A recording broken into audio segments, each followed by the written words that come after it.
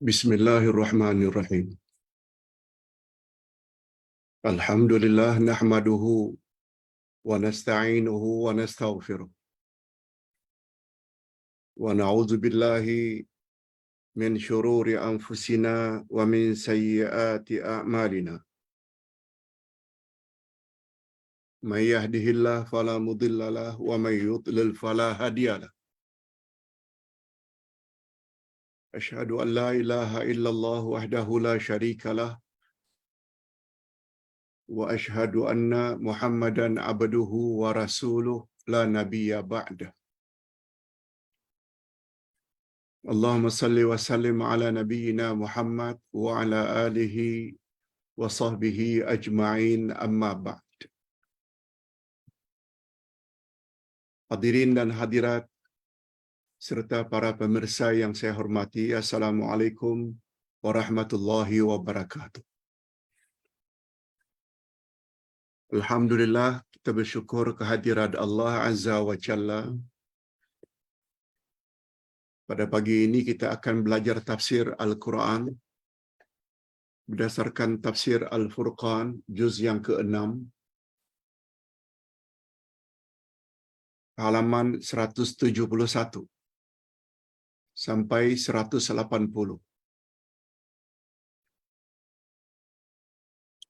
Ustaz tidak akan baca buku ini sebab Ustaz yakin para jamaah sudah baca pun tadi malam atau tadi pagi.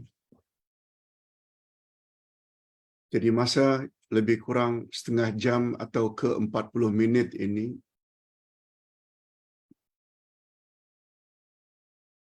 Ustaz akan bahas tajuk ini secara ringkas, tapi insya-Allah menyeluruh. Tajuknya kisah pembunuhan pertama. Kisah pembunuhan pertama. Berdasarkan ayat 27 hingga 32 dari surat Al-Maidah.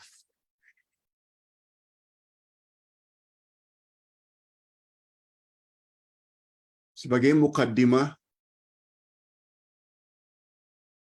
kalau pada minggu lalu, hari Isnin yang lalu, kita telah memperkatakan tentang penerangan daripada Allah Subhanahu wa taala tentang kezaliman dan kedengkian Yahudi.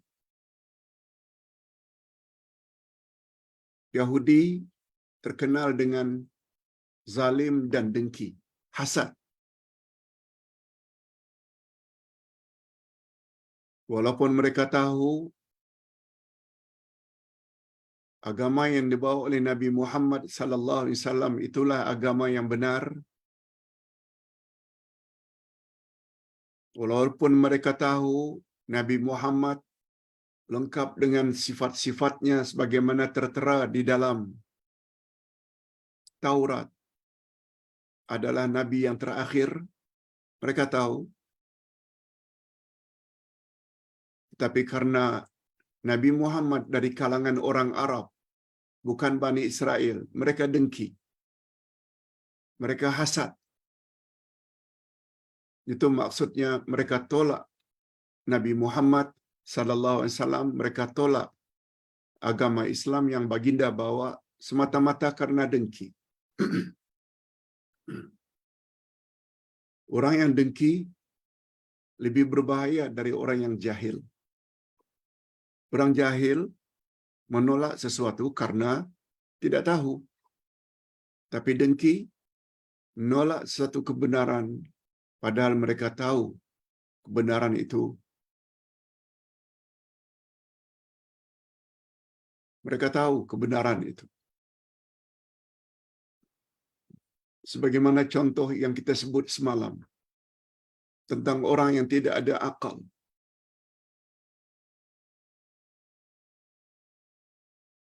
Apakah kamu menyuruh orang lain berbuat baik sedangkan kamu melupakan dirimu sendiri? sedangkan kamu ada baca kitab. Afala taqilun? Apakah kamu tidak ada akal? Walaupun ayat itu pada asalnya diturunkan untuk menegur sikap Yahudi, mereka tahu Nabi Muhammad Rasul sebenar.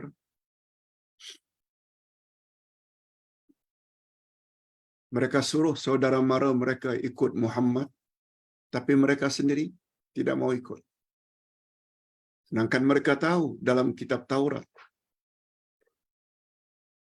sifat-sifat Rasul akhir zaman. Lalu Allah tanya dengan pertanyaan penafian. Afala taqilun? Itu bermakna kamu tidak ada akal.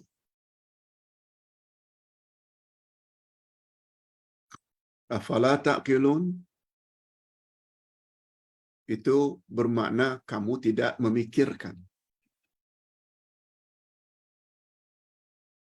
Demikian jugalah umat Islam.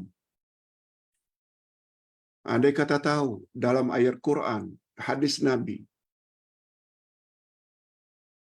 tapi tidak mau ikut karena terlalu fanatik dan ta'assub kepada tuan guru, mereka juga layak mendapat murka Allah. Mereka juga dapat dikategori atau diklasifikasi sebagai orang yang tidak ada akal. Sebab kaedah ilmu tafsir, al-ibrah bi umumil alfaz, la bi khususil asbab. Segala pengajaran dalam Quran seumum lafaznya. Ia bukan khas untuk orang-orang yang karenanya ayat itu diturunkan. Betul. Ayat itu diturunkan sempena sikap Yahudi. Tapi pengajarannya tidak. Pengajarannya umum. Termasuk umat Nabi Muhammad sallallahu alaihi wasallam. Itu sebabnya semalam kita sudah bahas satu tajuk, 2 sebab utama manusia dilempar dalam api neraka. Pertama, tak mau dengar, tak mau tambah ilmu.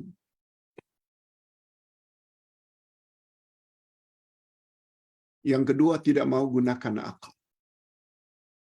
Sepatutnya orang yang berfikiran waras,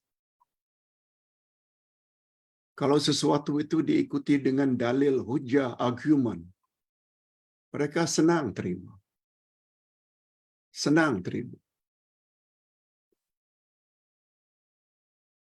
Sebab sudah menjadi budaya orang-orang yang berpendidikan. Show me the proof. Show me the proof.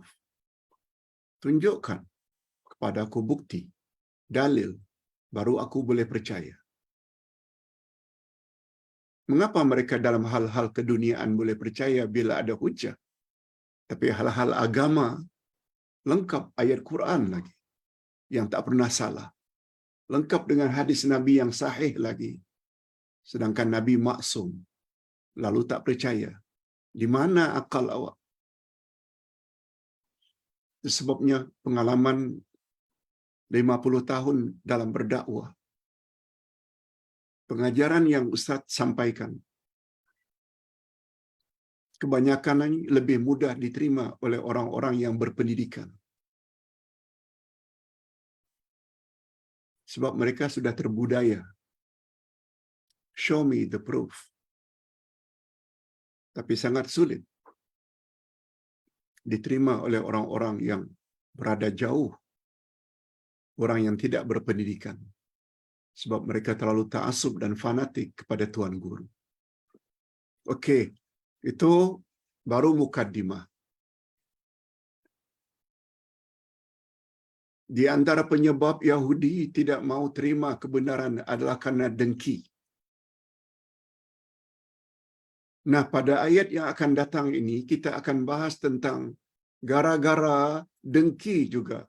Akhirnya terjadilah pembunuhan pertama di atas muka bumi. Yaitu Qabil membunuh Habil. Walaupun Habil itu adiknya, kedua-duanya adalah anak Nabi Adam dan Siti Hawa. Itu latar belakangnya atau mukaddimah pelajaran ini.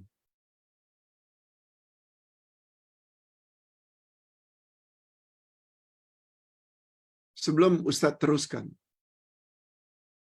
bagus juga kalau Ustaz sebut di sini bahawa Imam Al-Ghazali pernah berkata di dalam kitabnya Ihya Ulumuddin, hasad, dengki adalah dosa pertama di langit dan di bumi. Lihat betapa bahayanya hasad.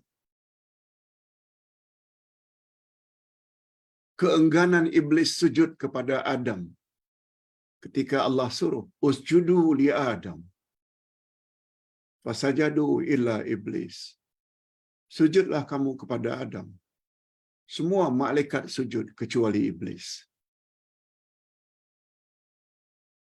Mengapa iblis tidak mau sujud? Karena hasad. Karena dengki. Dia dicipta lebih awal dari Adam. Mengapa dia mesti sujud pada Adam? Dia dicipta daripada api yang sifatnya meninggi. Mengapa mesti sujud pada Adam yang dibuat dari tanah yang rendah? Mengapa yang tinggi mesti sujud kepada yang rendah? Iblis berkata, ana khairum minhu, aku lebih baik dari dia. Mengapa aku mesti sujud? Hasad lagi. Demikianlah Qabil membunuh adiknya Habil juga karena dengki. Sebab hadirin dan hadirat rahimakumullah, dengki sangat berbahaya. Dia dapat merosakkan dan menghapuskan amal baik kita.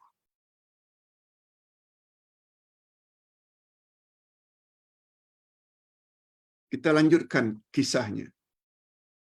Secara ringkas, Adam dan Hawa dianugerahkan oleh Allah 40 anak. 40 anak, bukan 4, 40 anak.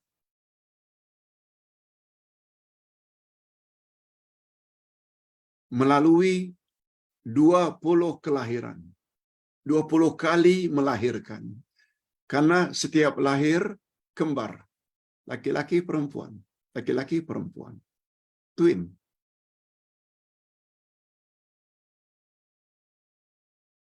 Sampailah kelahiran Qabil. Kembarannya Iklima. Dan Iklima ini cantik. Jelita.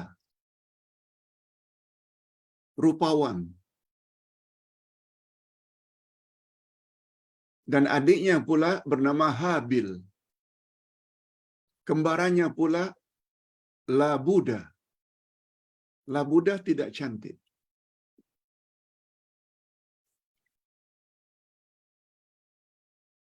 Syariat zaman itu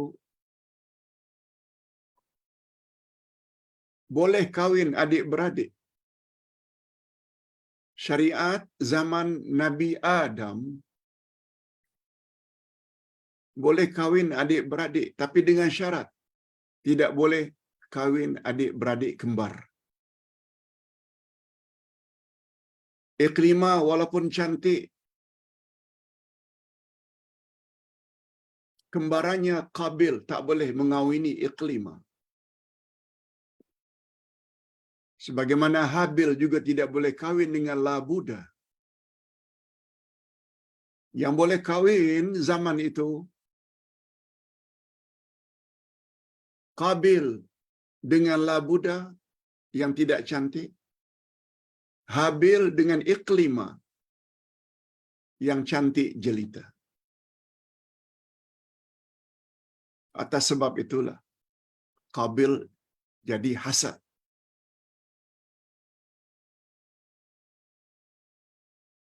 Walaupun ayahnya dan ibunya mengatakan tak boleh nak, kamu mesti kawin silang.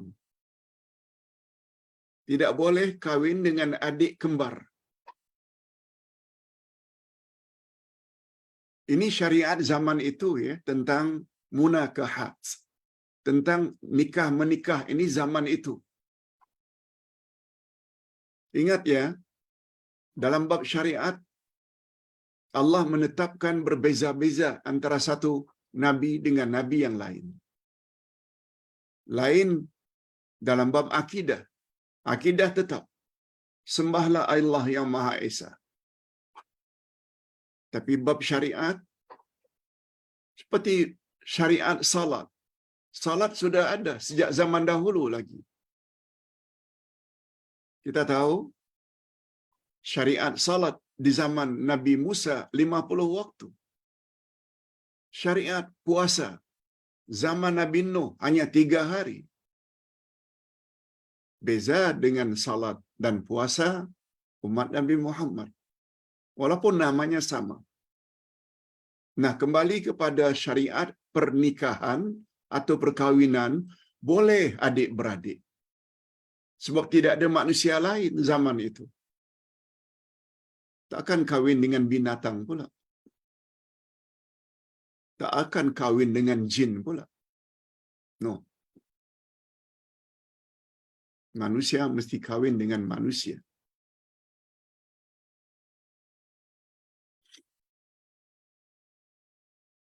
Cuma syariat zaman itu mesti kawin silang. Qabil kawin dengan Habil. Maaf, Qabil kawin dengan Labuda. Sedangkan Habil kawin dengan Iklima yang cantik.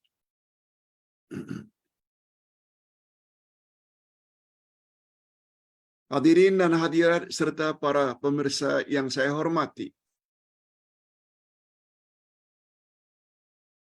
Akhirnya terjadilah perbalahan. Karena Qabil tidak setuju untuk menyelesaikan pertikaian ini. Lalu Allah Subhanahu wa taala suruh mereka supaya melakukan korban kepada Allah. Solusinya korban.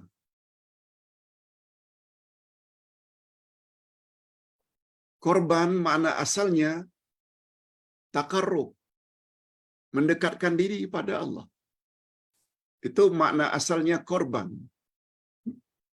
Dari kata qarib, dekat. Korban mendekatkan diri pada Allah. Sama ada dengan binatang atau dengan sesuatu.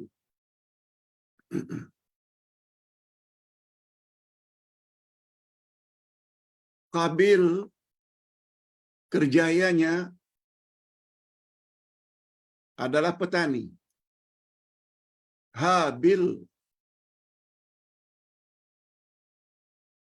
adalah seorang peternak. Lalu mereka korbankan untuk Allah dengan meletakkan barangan korban mereka di atas bukit. Nanti akan turun bola api dari langit untuk menyambar mana korban yang diterima oleh Allah. Ternyata korban yang diterima oleh Allah adalah korbannya Habil. Makinlah marah Qabil. Qabil sebagai petani mengorbankan hasil pertaniannya, bijirannya yang rendah kualitinya, yang paling tidak elok. Tetapi Habil tidak. Dia korbankan binatang yang paling gemuk, yang paling sehat untuk dikorbankan. Ternyata binatang korban Habil itu disambar oleh bola api dari langit, tanda korban Habil diterima oleh Allah. Allah tidak terima korban daripada Qabil. Sebabnya bila kita korban sesuatu, apa sajalah bentuknya, korban binatang ke, mengorbankan sesuatu benda ke untuk membantu pihak lain, usahakan yang baik-baik. Walaupun barangkali nilainya tak seberapa, tapi yang baik, bukan yang buruk.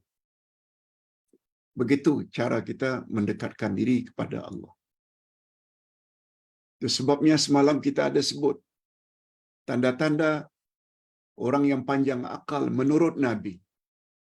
Pertama, banyak ingat kepada kematian. Yang kedua, senantiasa memperbaiki bekal untuk dibawa sesudah mati. Yang kedua ini, senantiasa memperbaiki, bukan senantiasa memperbanyak. Itu sebabnya kata salafus saleh, amalu qalilin fi sunnah khairun min amalin kathirin fi bid'ah. Amal yang sedikit ikut sunnah itu adalah lebih baik daripada amal banyak bercampur baur dengan bid'ah. Korban mesti sesuatu yang baik. Okey. Disebabnya di dalam ayat Allah Subhanahu Wa Taala sebut Allah hanya terima korban dari orang-orang yang bertakwa. Kita bacakan ayatnya. A'udzubillahi minasyaitonir rajim. Watlu 'alaihim naba'a bani Adam bil haqq. إذ قربا قربانا فتقبل من أحدهما ولم يتقبل من الآخر قال لأقتلنك قال إنما يتقبل الله من المتقين. Coba dengar baik-baik terjemahannya. Ceritakanlah, hai Muhammad, kepada mereka, yakni Yahudi. Ceritakan kisah kedua putra Adam, Habil dan Qabil. Menurut yang sebenarnya, cerita perkara yang sebenarnya tentang Qabil dan Habil. Ketika kedua-duanya mempersembahkan korban, maka diterima dari salah seorang dari mereka berdua, yakni korban Habil, dan tidak diterima dari korban Qabil. Ia berkata, yaitu Qabil, setelah korbannya tak diterima, yang Allah terima hanya korban Habil, lalu timbul rasa hasad dengkinya yang mendalam. Apa katanya? Aku pasti membunuhmu. Nah, ini dia. Aku akan bunuh kamu, wahai Habil. Lalu apa jawab Habil? Jangan marah aku. Sesungguhnya Allah hanya menerima korban dari orang-orang yang bertakwa. Ini bermakna yang bertakwa itu adalah Habil. Sebabnya korbannya diterima oleh Allah Subhanahu Wa Taala. Okey. Kemudian apa kata Habil selanjutnya? Jika engkau akan membunuh aku tidak akan lawan kamu. Ini ayatnya. La in basata ilayya yadaka litaqtulani ma ana bibasiti yadiya ilaika liaqtulak. Bila engkau akan bunuh aku tidak akan membalasnya.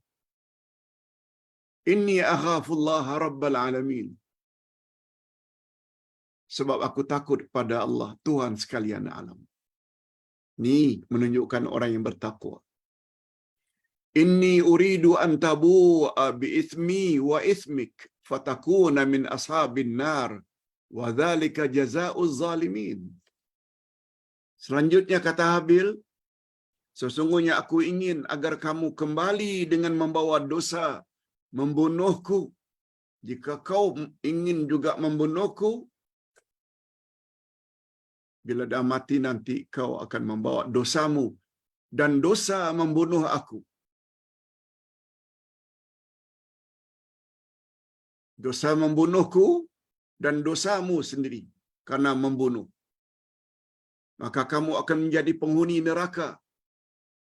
Yang demikian itulah pembalasan bagi orang-orang yang zalim.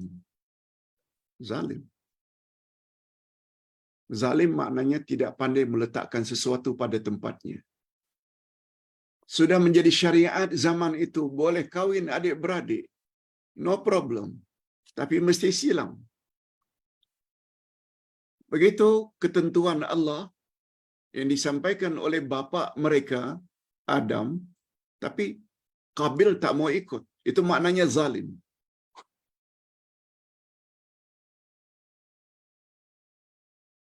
Itu sebabnya jangan marah kalau Ustaz katakan.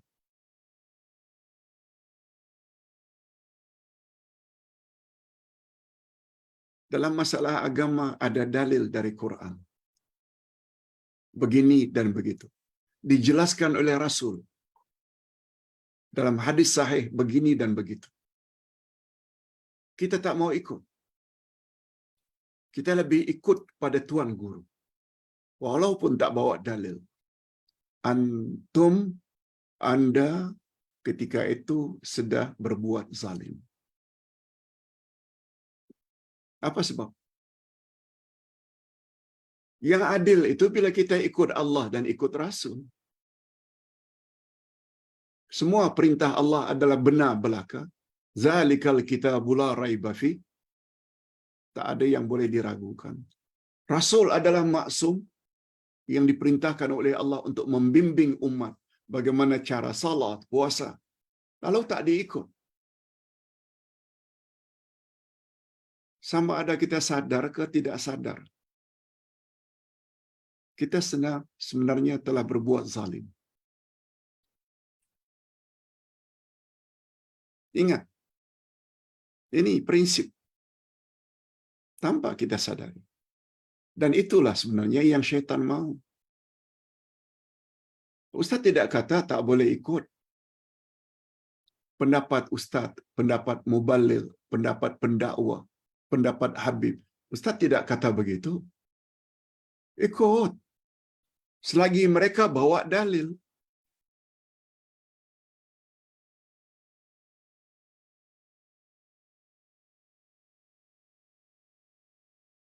Ulama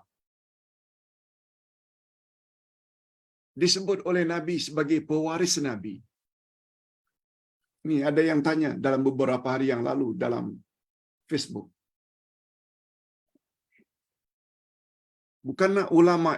Bukankah Ustaz ulama itu pewaris Nabi? Yes. Sabda Nabi, al-ulama'u warasatul anbiya. Ulama iaitu orang-orang alim adalah pewaris Nabi. Cuma persoalannya, layakkah ulama tersebut dikatakan sebagai pewaris Nabi? Bila yang mereka ajar jemaah mereka tidak sebagaimana yang diajar oleh Nabi, tanpa membawa dalil, tanpa membawa hujah. No, itu bukan ulama.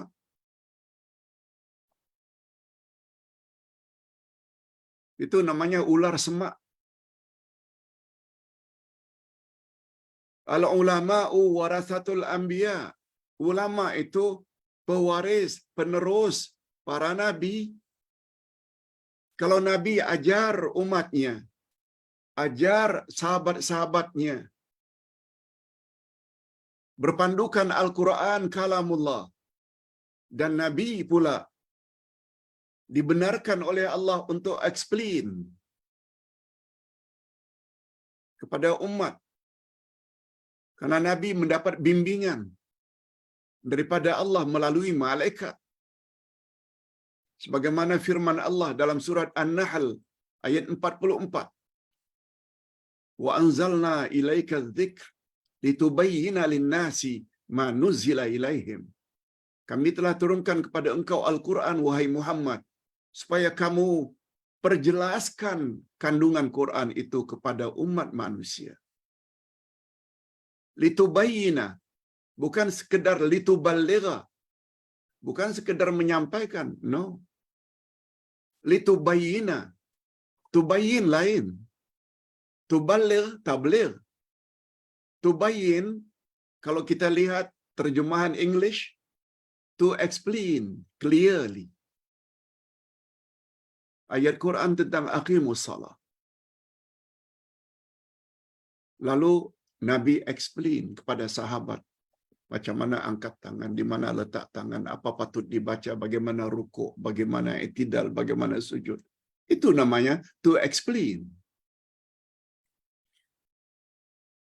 Wa atimmul hajja wal umrata lillah. Sempurnakanlah haji dan umrah karena Allah. Allah sebut macam itu saja secara umum. Siapa yang explain? Dari mana miqat? Bermula pasang niat haji dan umrah untuk orang Nusantara, untuk orang Iraq, untuk orang Mesir. Semuanya berbeza-beza. Bagaimana tawaf? Berapa kali pusingan? Melontar batu jamarat, berapa biji dan besar sebesar apa? Wukuf di Arafah berapa hari bulan? Tak ada keterangan itu dalam Quran.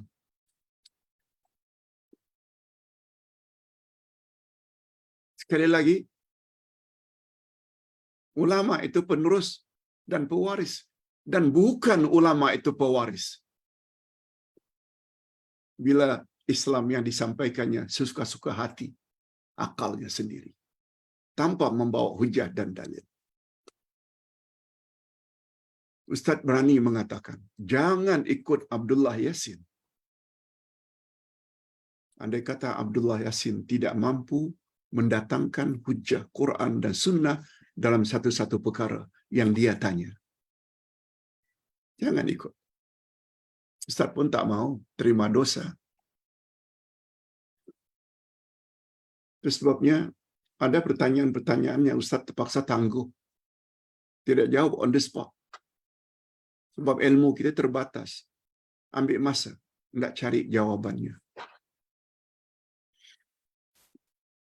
Ilmu, terutama ilmu agama, adalah amanah yang mesti kita jaga.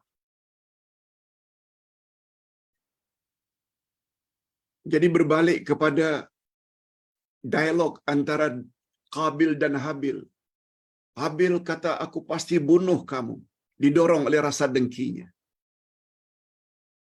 Habil jawab pula, kalau engkau ingin membunuh aku tidak akan balas. Sebab aku takut pada Allah.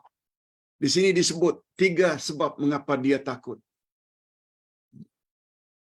Pertama, karena takut pada Allah. Yang kedua, karena takut menanggung dosa. Menanggung 2 dosa. Pertama, dosa membunuh. Dan yang kedua, dosa orang yang dibunuh. Akhirnya Qabil terpaksa menerima atau menjadi muflis hakiki. Papa kedana di sana. Kalau Habil ada dosa, dia terpaksa tanggung dosa-dosa Habil. Dan yang ketiga, karena dia takut masuk neraka. Itu sebabnya bila kita kaitkan dengan topik semalam, 2 sebab utama manusia dilempar dalam neraka. Pertama, tidak suka mendengar, tak suka tambah ilmu. Dan yang kedua, tidak mau gunakan akal.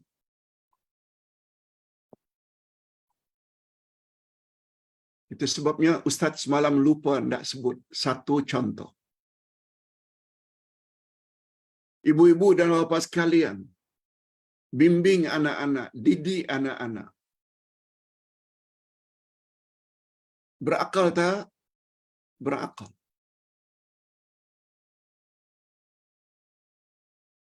Tapi minta maaf, ibu-ibu dan bapa sekalian masih lagi tergolong tidak berakal.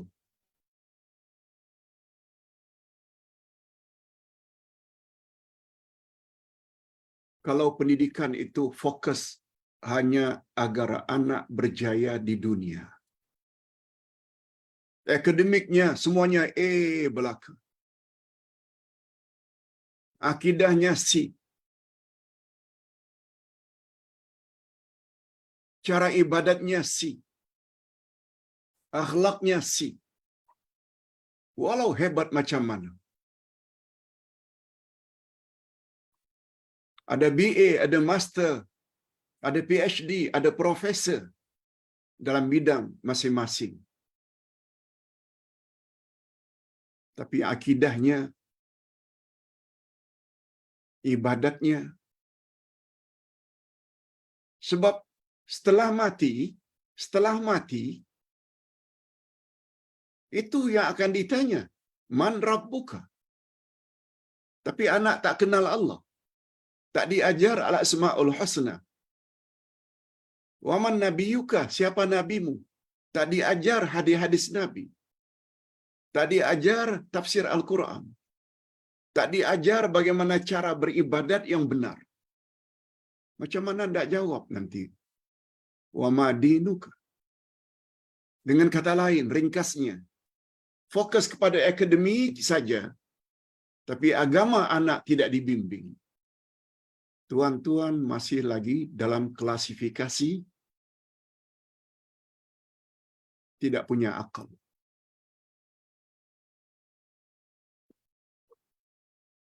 Gagal di dunia karena akademiknya kurang baik. Masih boleh lagi diulang tahun ke depan, tahun depan. Bila anak gagal menjawab man rabbuka, wa man nabiyuka, wa ma dinuka, pertanyaan di alam barzakh, tak ada ulang. Tak boleh balik lagi ke dunia. Sila baca buku Ustaz. Cara tepat menjawab soalan mukar wa nakir. Cara tepat menjawab soalan mukar wa nakir. Setebal 350 muka surat. Lengkap di situ. Ustaz jelaskan.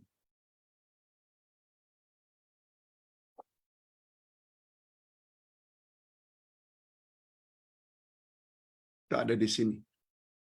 Boleh dilihat di Shopee. Sebab ada orang yang tanya Ustaz semalam, Pak Ustaz, ada tak kuliah Ustaz tentang alam barzakh, alam kubur? Ustaz jawab, ada. Ustaz pernah bedah kitab. Jawaban tepat terhadap soalan mukar wa nakir di alam kubur.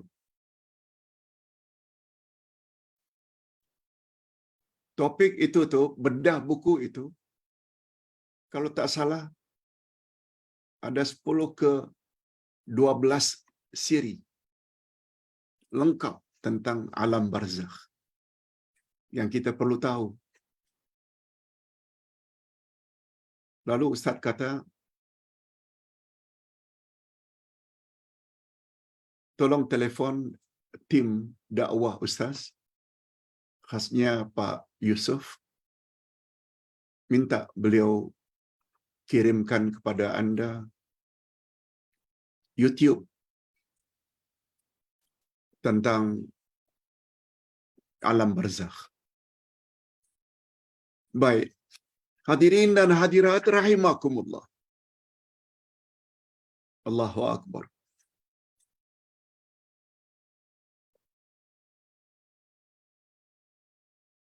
Adapun hadis Nabi sallallahu alaihi wasallam, hadis sahih riwayat Bukhari, Muslim dan Imam Ahmad. Apabila dua Islam berbunuh-bunuhan, kedua-duanya akan masuk neraka. Tidakkah itu bercanggah, Pak Ustaz? Dengan kisah Qabil dan Habil? Tidak. Kata Nabi, jika ada dua orang Islam berbunuh-bunuhan, dua-dua masuk neraka, karena satu membunuh, yang lain melawan. Yang satu ingin memancung, menusuk lawannya, lawannya juga ingin menusuk.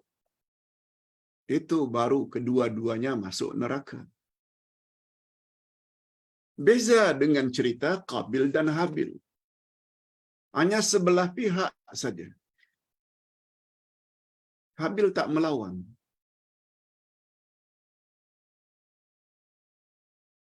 Hadirin dan hadirat, pembahasan perkara ini luas. Sebab kita dibenarkan untuk membela diri bila ada orang yang tapi kita tak ada hasrat sama sekali untuk membunuh dia. Dan Allah Maha tahu hati kita. Hanya mempertahankan diri, boleh. Dan itu wajib. Hadirin dan hadirat, rahimakumullah.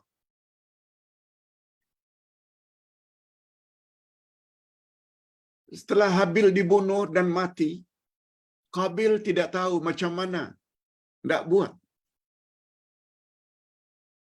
Lalu Allah Subhanahu Wa Taala ceritakan pada ayat berikut. Allah kirim burung gagak yang juga berkelahi di hadapan Qabil. Akhirnya satu mati. Lalu gagak tersebut yang membunuh menggali tanah untuk dikebumikan, untuk ditanam. Kawannya yang mati dibunuh. Qabil ambil pengajaran dari burung. Qabil ambil pengajaran dari burung. Ini ayatnya. Wa ba'atsallahu ghuraban yabhasu fil ardi liyuriyahu kaifa yuwari sawata akhihi.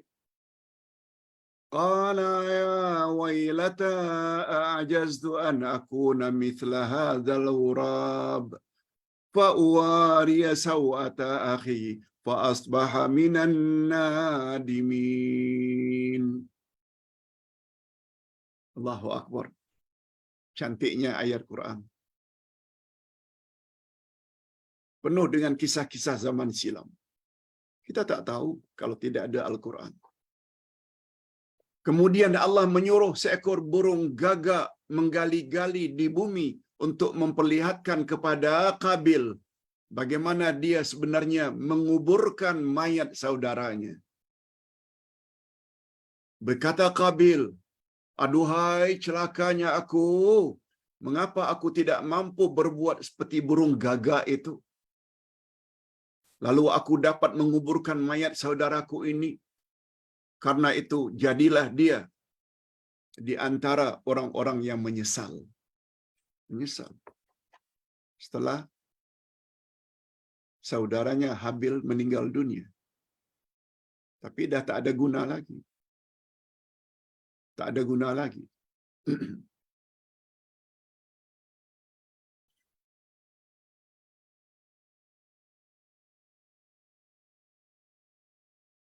Itu sebabnya kadang-kadang kita dapat pengajaran melalui burung. Allahu Akbar. Melalui burung.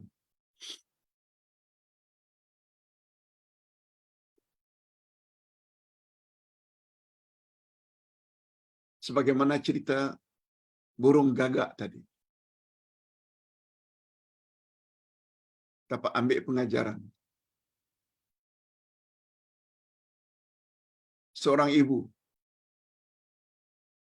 boleh ambil pengajaran daripada sikap ibu ayam. Kalau anaknya diganggu oleh binatang lain atau oleh seseorang, dia langsung protek anak-anaknya di bawah sayapnya. Dia lawan, walaupun itu ular, walaupun itu anjing. Ibu ayam lawan. Pengajaran. Macam mana ada ibu yang sanggup buang anak?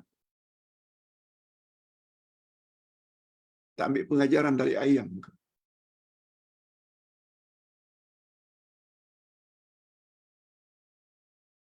Ibu monyet menangis karena anaknya diambil oleh seseorang atau dibunuh. Nangis. Maknanya ada rasa sedih tak? Itu ibu monyet. Tapi ada manusia yang tidak begitu sifatnya.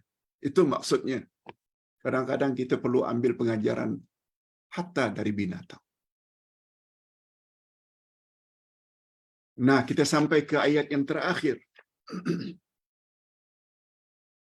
Apa kata Allah? Min ajli dzalika katabna ala bani Israil annahu man qatala nafsan bighairi nafs aw fasadin fil ard faka'annama qatalan nasa jami'a wa man ahyaha faka'annama ahyan nasa jami'a وَلَقَدْ جَاءَتْهُمْ رُسُلُنَا بِالْبَيِّنَاتِ ثُمَّ إِنَّ كَثِيرًا مِّنْهُمْ بَعْدَ ذَلِكَ فِي الْأَرْضِ لَمُسْرِفُونَ.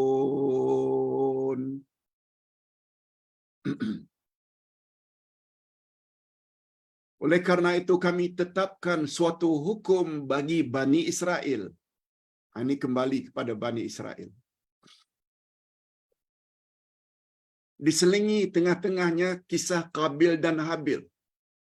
Karena ada penyerupaan sikap Qabil itu dengan sikap Bani Israel, yaitu zalim dan dengki. Lalu kami tetapkan kepada Bani Israel, barang siapa yang membunuh seorang manusia, bukan karena orang itu membunuh orang lain, yaitu karena qisas, itu boleh. Atau bukan karena membuat kerosakan di atas muka bumi, maka seakan-akan dia telah membunuh manusia seluruhnya. Oh, macam itu. Dan barang siapa yang memelihara kehidupan seseorang manusia, maka seolah-olah dia telah memelihara kehidupan manusia semuanya. Bila dia tolong orang yang susah, satu orang, seolah-olah dia dapat pahala menolong semua manusia. Dan sesungguhnya telah datang kepada mereka rasul-rasul kami. Mereka di sini Bani Israel, dengan membawa keterangan-keterangan yang jelas.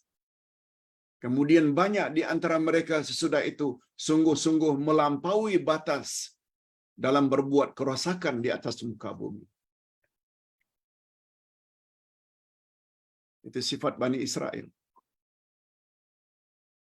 Malah kata para ulama, mereka bukan hanya menentang rasul-rasul yang diutus satu demi satu.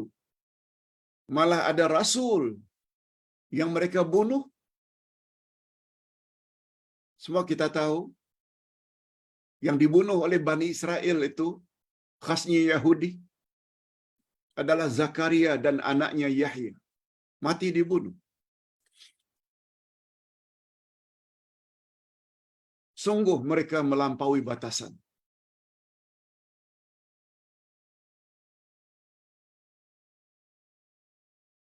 Hadirin dan hadirat, pengajaran yang dapat diambil oleh umat akhir zaman, umat Nabi Muhammad. Kalau boleh Ustaz perlebarkan, perluaskan. Terdapat hari ini orang-orang yang telah membunuh para rasul. Bukan membunuh physically-nya. Rasul dah tak ada dah. Bukan membunuh para ulama dengan menggantung mereka, memancung mereka. Bukan. Berapa banyak ulama-ulama yang ikhlas menyampaikan kebenaran berasaskan ayat Quran dan hadis Nabi yang sahih.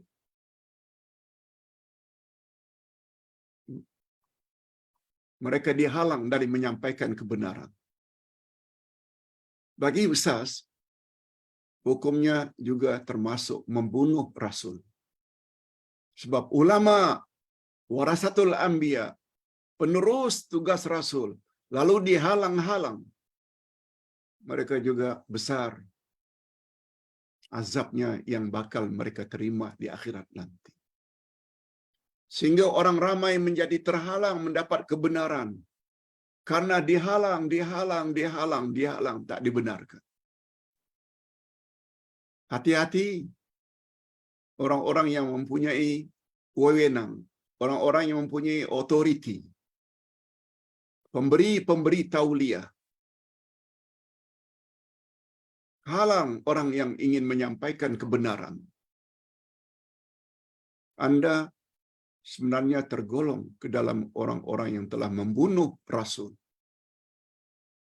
Tujuan utama Rasul menyampaikan kebenaran ilahi.